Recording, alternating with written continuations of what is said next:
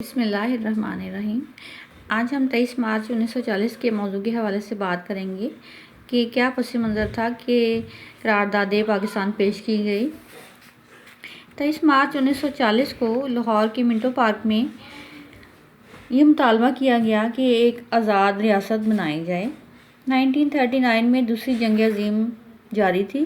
اس میں اتحادی فوجوں میں سب سے پہلے نمبر پر حکومت برطانیہ تھی، اور جو کہ اتحادی فوج تھی، اور اس پر جب پریشر آیا تو اس وقت ہندوستان پر جو حکومت چل رہی تھی اس میں کانگریس کی وزارتیں 1937 سے 1939 کام کر رہی تھیں۔ کانگریس نے برطانیہ پر دباؤ ڈالا، اور جب برطانیہ نہ مانا تو 1939 میں کانگریس نے اپنی سیٹوں سے استعفیٰ دے دیا۔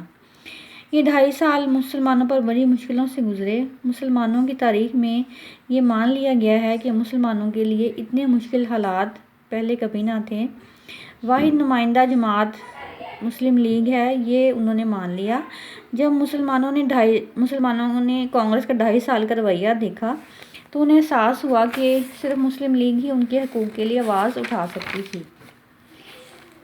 آل انڈیا مسلم لیگ کا سالانہ اجلاس منعقدہ لاہور میں مولوی فضل الحق نے اہم قرارداد پیش کی، جسے برصغیر کے تمام علاقوں کی نمائندہ رہنماؤں اور اجلاس میں شامل مسلمانوں کی کثیر تعداد نے متفقہ طور پر منظور کر لیا، اور یہی قرارداد لاہور بعد میں قرارداد پاکستان کے نام سے مشہور ہوئی۔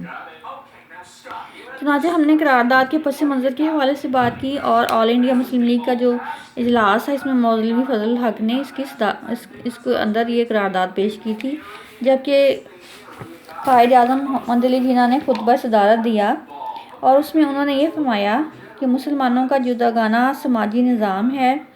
برصغیر پاک و ہند کے بین الاقوامی مسائل کا واحد اور جداگانہ حل یہ ہے کہ الگ ریاستوں کا قیام عمل میں لایا جائے، اور متحدہ ہندوستان میں مسلمانوں کے حقوق کا تحفظ کیا جائے، نیز یہ کہ بین الاقوامی مثالوں سے یکجہتی کو مسائل کا منطقی حل مل کر قرار دیا جائے۔ اب جب یہ قرارداد کا رد عمل کس طرح سے لیا گیا کہ جب قرارداد پیش ہوئی تو لوگوں نے کس طرح سے رد عمل دیا۔ قرارداد لاہور منٹو پارک میں منظور ہوئی۔ اس میں رہنماؤں اور پریس کی طرف سے شدید رد عمل آیا، اور گاندھی کے قرارداد کو ناقابل عمل اور ناقابل قبول قرار دے کر مسترد کر دیا جانا شامل ہے۔ نیز ہندو پریس نے اسے قرارداد پاکستان اور جناح کا پاکستان کا نام دیا، جو کہ ایک طنز تھا۔ مسلم رہنماؤں میں مولانا اشرف علی تھانوی، مولانا ظفر علی کی طرف سے قرارداد کی بھرپور حمایت کی گئی، جبکہ مولانا شبیر احمد عثمانی نے بھی اس کی حمایت کی تھی۔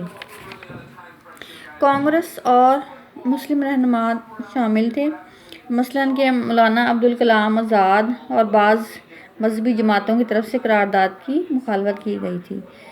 برطانوی پریس کی جانب سے قرارداد کو اہمیت نہ دینا، انگریزوں کو اور ہندوؤں کی اکثریت کی یہ خواہش تھی کہ سوچ کے برعکس وہ قرارداد کو کامیاب بنانے کے لیے مسلمانوں کی بے پناہ قربانیوں کے نتیجے میں وہ اسے دبا سکیں گے، لیکن وہ پاکستان کے جذبہ حریت کو نہ دبا سکے۔ اب ہم مختصراً 1940 کی قرارداد پہ ایک نظر ڈالیں گے کہ یہ قرارداد مسلم لیگ کے 27ویں سالانہ اجلاس میں قائد اعظم کی صدارت میں 23 مارچ 1940 کو پیش ہوئی۔ شیر بنگال مولوی A.K. فضل الحق نے اس کی صدارت کی۔ قائد اعظم نے اپنی صدارتی تقریر میں مسلمانوں کے سیاسی مسائل اور 2 قومی نظریہ پر تفصیل سے روشنی ڈالی۔ قرارداد کا متن یہ پایا کہ انڈیا اور مسلم لیگ کی متفقہ رائے ہے کہ کوئی آئینی منصوبہ اس ملک میں قابل عمل اور مسلمانوں کے لیے قابل قبول نہیں ہوگا جب تک کہ کچھ اصول اس پہ رائج نہ کیے جائیں، یعنی جغرافیائی طور پر جڑی ہوئی وحدتوں کی حد بندی ایسے خطوں میں کی جائے، علاقوں میں رد و بدل کے ساتھ، کہ جہاں مسلمان اکثریت میں ہیں، مثلاً ہندوستان کے شمال مغربی اور مشرقی حصے۔ ان کی تشکیل اس طرح سے آزاد ریاستوں کی شکل میں کی جائے کہ اس میں شامل ہونے والی وحدتیں خود مختار ہوں اور انہیں مکمل اقتدار حاصل ہو۔